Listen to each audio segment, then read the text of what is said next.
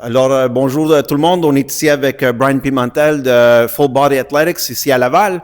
Il va nous démontrer la bonne façon de faire un standing overhead press. Nous aussi, on aime dire beaucoup le press militaire. Fait que je te laisse faire ça.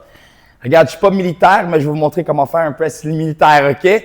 Donc, ici, première chose qu'il faut faire quand est-ce qu'on fait le barbell military press, c'est toujours de s'aligner avec le milieu de la barre. Typiquement, les barbells olympiques, OK, ont toujours un petit pattern ici qui va montrer le centre de la barre olympique, OK? Donc, si tu as une ligne comme ça, assure-toi que quand tu arrives proche du barbell, que ça centre avec le milieu de notre pectoraux, OK?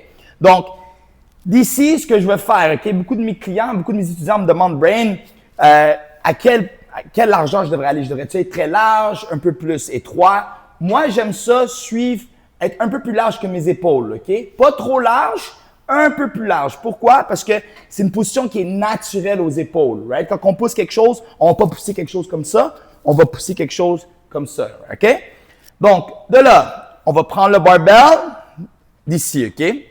De là, ici, guys, une chose que je vais vous faire rappeler, c'est de jamais garder les pieds ensemble. Okay? Ça, c'est très, très dangereux parce que au moment que tu vas pousser le poids, si tes pieds sont ensemble, tu risques de tomber de côté. Okay? C'est pas balancé.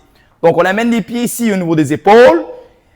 Première chose. Deuxième chose, le ventre contracté à travers tout le mouvement. Okay? Si ton ventre, ton corps n'est pas serré au moment du mouvement, tu risques de tomber à gauche ou à droite, dépendant de la journée. Okay? Donc, d'ici, ventre serré, je vais regarder mes coudes vers l'intérieur pour venir vraiment chercher la base de mon corps, le centre de mon corps. Je vais venir pousser la charge par-dessus la tête. Je pousse. Extension complète. J'amène la barre jusqu'au milieu de la tête et je descends en deux. 1, 2. Une pause en bas d'une seconde. Je pousse. 1. Je descends en 2. 1, 2. Pause d'une seconde. Je pousse. 1. Et je descends. 1 et 2. Une fois qu'on est terminé, on ramène la barre jusqu'ici et on baisse. Et c'est comme ça qu'on fait un barbell military press. Effectivement, donc ça a été extrêmement bien expliqué.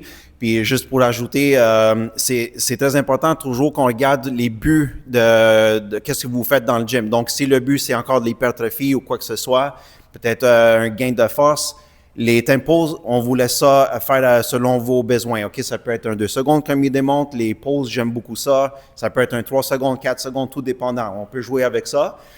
Qu'est-ce qui est important, c'est que quand on fait la manipulation, c'est fait comme il faut.